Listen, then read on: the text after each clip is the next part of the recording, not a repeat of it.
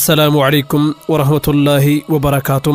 أكم جرتن أردفتو تقبي تفكر غرغار ربي قداتين أردسكنو ولتدچاني جرم فرد آدم كيسنين نفاني ملم غارافيم الليا كيسديمم أممالي أدادا نولين داوچوف أكا قبوفتن أبدي كبم أردقرم إمالي فردام إيسان اللي ننقهم فرد كين ياسوم التريفنم طيار سفيس قدا كبون إمالام إمالي كين يردام غمهوا Guddichaanu geessam mem qaamaafim qalbiin nafaana bu'aatim dhangaa beekumsaa kanam na wajjin dhandhamaasiniin jiram.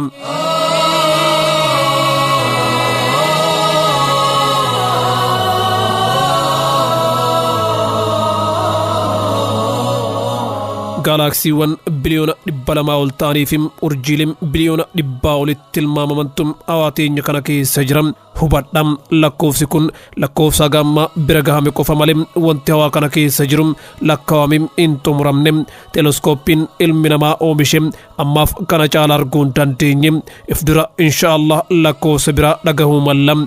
Galaksiiwwaniifim urjiileen biliyoona 100 lakkaawaman kunniin bifam qindaawaa ta'in jireenya isaanii itti fufaa jirani.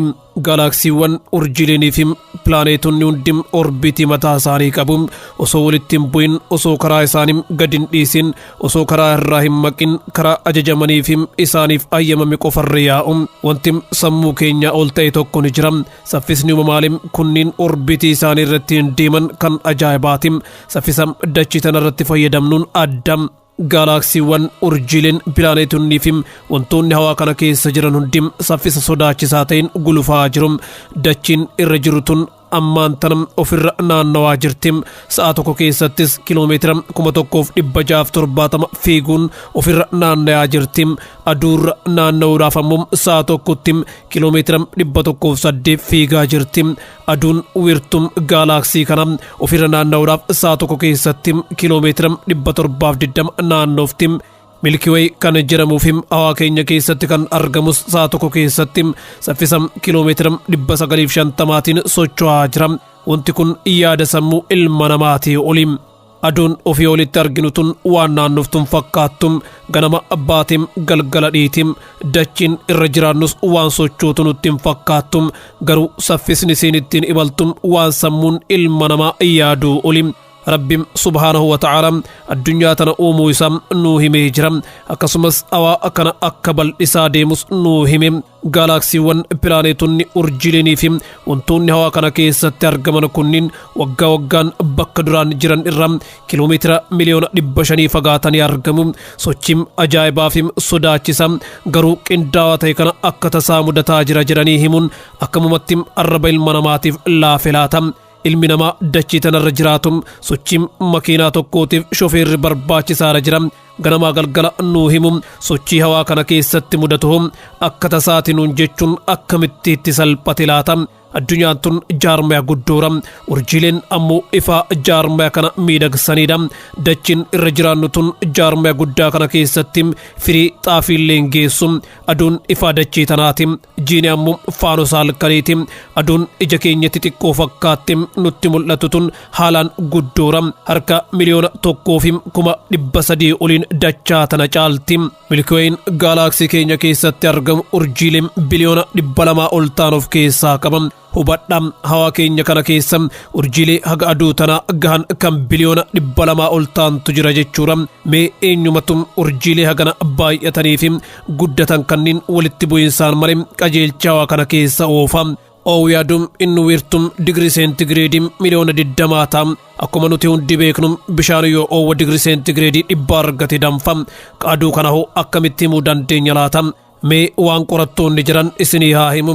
Qorattoonni Rabbiin beekumsa hawaa kanaa isaanii kenne akkana jiranim osoo dandeettii qabaannim ibidda aduu irra jirum waan haga fiixee ililmuu xiqqaatum waan xiqqaa tokko qofam gara dachii tanaaf inni lafa kiiloomeetira 160 gubuu dandeenya jiranim. Mee eenyumatum istoofii ajaa'ibaa kanam osoo addaan hin kutin akkanatti bobeessaa jira laatam. Subhaanallah guddinni keeti yaa Rabbi.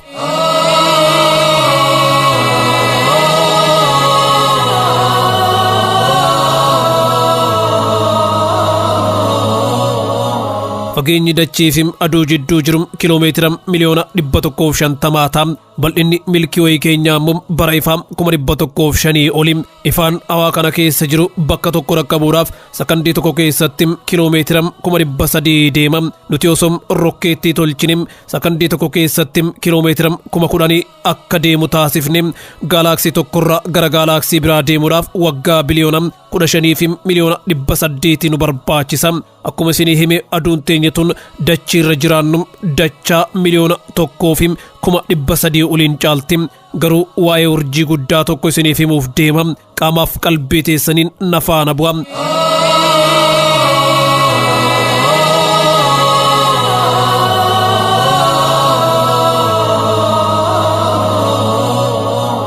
Urjiin kunis Maajooris jedhama.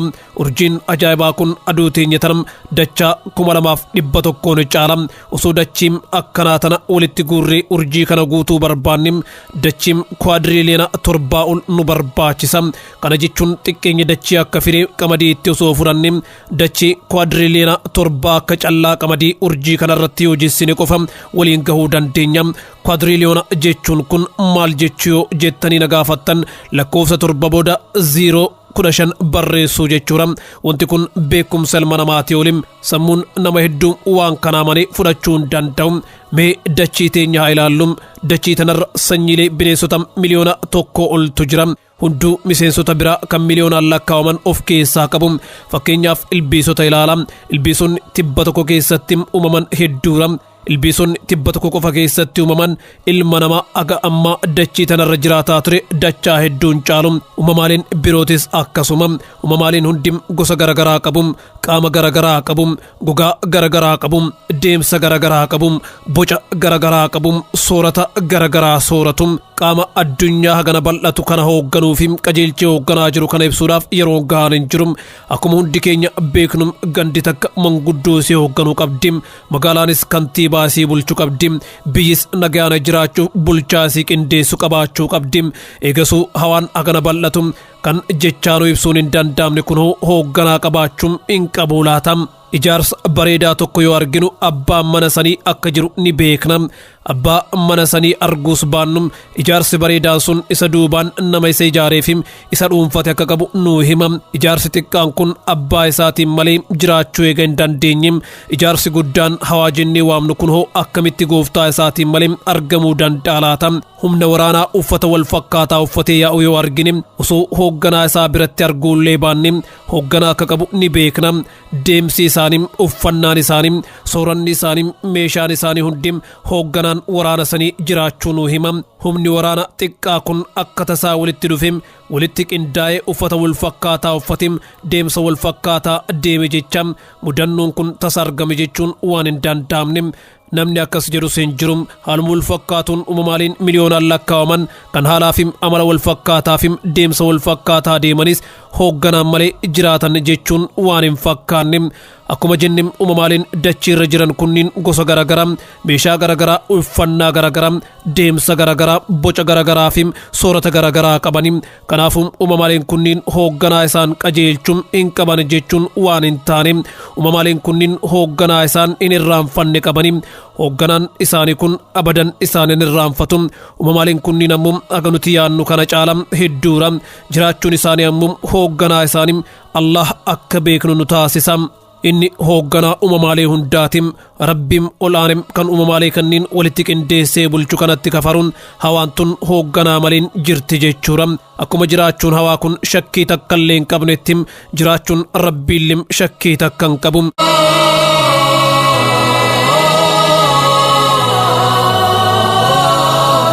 Qaamni olaanaan sun seeraa fi heera uumamaaleen hawaa keessa jiran ittiin hoogganaman tolchim lafa kaa'ee jira. Hoogganaan olaantummaan hawaa tana hoogganu Rabbii ol aanee akka ta'es namuufuu ifa. Inni mootii dachii fi samiiti. Mootiin hawaa kana bulchuun jiraachuun isaa immoo jireenya aakiraa akka beeknu nu taasisa. Maaliif gaafii jedhuuf ammoo deebisaa isiniif qopheesseera. Mootonni xixiqqoon dachii tanarratti akka cirrachaa heddummaatanii argaman namoota isaan deeggaran badhaasanii kanneen isaanitti fincilan ammoo adabbiidhaan qancarsanii dhukkee irraa kaasu. olaantummaa mootii tokkootiif badhaasaafim adabbiin barbaachisaara.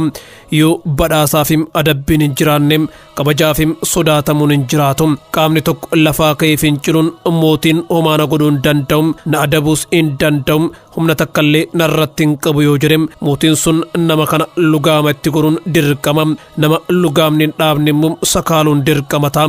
kanaafuu mootichi nama kana mana hidhaatti darbee adabbii jabduu isaa dabee olaantummaa isaa kabachisiisuu qaba.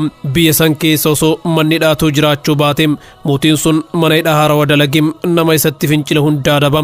mootiin olaantummaa seeraa kabachiisuu hin dandeenye umriin isaa waan gabaabbatuuf seera kabachiisuun dirqama isaati. rabbiillee subhaanahu wa ta'ala namoota isatti amananii ajaja isaa hordofan badhaase, kanneen isatti fincilan ammoo adaba. jiraachuun rabbii eegaa mannee fudhanne addunyaan tun cuftim ta'isaa ta'uu eegaa manne seeraafim heera addunyaa tana ittiin bulchus akka qabu beekuun nutti ulfaatu. haluma kanaan namoota isatti amanan badhaasuufim kanneen isatti kafaran adabuunis haqa isaati. garuu badhaasnis ta'e adabbiin isaa dachii tanarratti miti. kanneen rabbiin gabbaran badhaasa isaanii, kanneen rabbitti kafaran ammoo adabbii dhugaafim isaan gitu dachii tanarratti hin fudhatanii. akkuma beekamu namni dachii tanarratti jireenya garagaraa jiraataa jira. ka humna qabu isa humna hin qabne dararaa jiraata. inni nama dararaa jiru garuu adabbii isaaf malu argataa hin jiru. kanaafuu mootiin dachiif isami inni waa hundarratti aangoo qabu nama miidhu kanaaf adabbii isaaf malu kennuu qaba. yoo hin taane miidhamaan sun miidhameetumaafa jechuudha. kanaaf rabbiillee namoota isatti amananii toltuu dalaganiif bakka badhaasa, kanneen kafaranii nama miidhaniif ammoo iddoo adabbii qopheesse. haala saniin rabbiin mootummaa fi olaantummaa isaa kabachiisa. yeroo ammaa kanatti warroonni hawaan tun akka tasaa uumamte rabbiin hawaa kana uume hin jiru, du'a boodaanis kaafamni hin jiru, wanti adabbii jedhamus hin jiru jedhan boru waan arraba isaaniitiin dubbataniif deebisaaqa argachuu qabani. namoonni kunniin dubbii tana dubbataniif wanti rabbi irraa hir'isan hin jiru, isa faarsanii itti amananiifis wanti isaaf dabalan hin jiru. ilma namaa adabee faayidaan inni argatu hin jiru. haa ta'u malee mootummaa isaa eeguu qaba. mootummaan tun tiyya jedhee nutti himeera, anatu qajeelcha, anatu hooggana jedhee akka isatti amanu nu taasiseera. kanaafuu mootummaan kun kan isaa ta'u nutti mul'isuuf warra isatti kafare dubbii fofokkataa dubbataa ture adabuu qaba.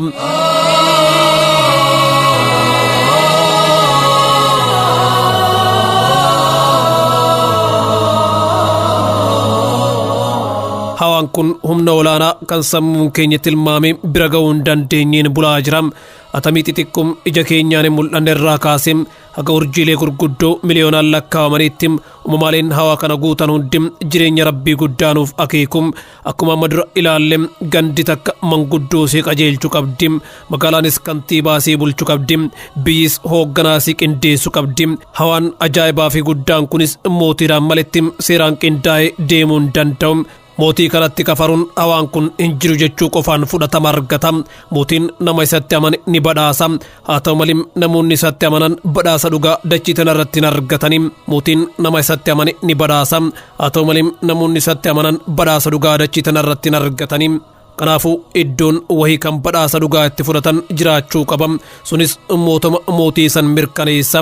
mootiin nama isatti kafare ni adaba, haa ta'u malee namoonni badii dalagan dachii tanarratti adabbii isaaniin malu hin adabamanii inumaa qananii keessa jiraatanii. kanaafuu iddoon adabbiin dhugaa itti namaa kennamu jiraachuu qaba. akiraan hin jiru jedhanii kafaruun rabbiin jiru jechuun jalqabama. namni rabbiin jiru jedhu ammoo wantoonni hawaa kana keessa jiran uumama rabbii osoo hin taane waanuma akka tasaa argame jechuuf dirqama. yoo rabbitu uume jedhe rabbii sanitti amanuun dirqama akkatti ta'u ni beeka. rabbiin jira jedhee yoo ka amanu ammoo akiraattis amanuu qaba. akiraan hin jiru jedhanii kafaruun rabbiin jiru jechuun jalqabama. namni rabbiin jiru jedhu ammoo wantoonni hawaa kana keessa jiran uumama rabbii osoo hin taane waanuma akka tasaa argame jechuuf dirqama. yoo rabbitu uume jedhe rabbii sanitti amanuun dirqama akkatti ta'u ni beeka. rabbiin jira jedhee yoo ka amanu ammoo akiraattis amanuu qaba. olaantummaan rabbiin guyyaa qiyaamam dhugaan mirkanaaya. rabbiilleen guyyaa san namoota jiraachuu isaatti kafaraa turan walitti qabe waan dachii tanarratti dalagaa turaniif isaan gaafata. meeshaa tokko yoo argine abbaan meeshaa sanii eenyu akka ta'e himuu ni dandeenya osoo abbaa meeshaa sanii arguullee baanne meeshaan sun abbaa isa dalage yookiin abbaa isa bitate akka qabu beekuun salphaadha kanaafuu hawaa kanas akkanumatti ilaalle humni guddaan isa uume akka jiru beekuun salphaadha humni guddaan sun ammoo mootii hawaa kanaa akka ta'e ni beekna jiraachuu mootiin fudhannaan ammoo jiraachuu guyyaa akiraatis fudhachuun dirqamata dhufiinsi akiraadha mootummaa rabbiin ibsee nuu mul'isa mootiin waa hundarratti humna guddaa qabu kan urjiilee gurguddoo kanneen karaa salphaan oofu guyyaa akiraattis nama hunda walitti qabim kan badhaafamu badhaasim kan yakka dalage ammoo adabee mootummaa isaa tan hin shaaramnetti mul'isa rabbiin warra jireenya isaa dhugoomse karaa sirriitiin isatti amanim guyyaa boru milkaa'u haa gurum waan na hordofaa turtaniif galanni keessan jannatul firdawsin haa ta'u isiniin jecha qophii har'aaf qopheeffadhe asuma irratti goolaba wassalaamu alaikum warahmatullaahi wabarakaatuh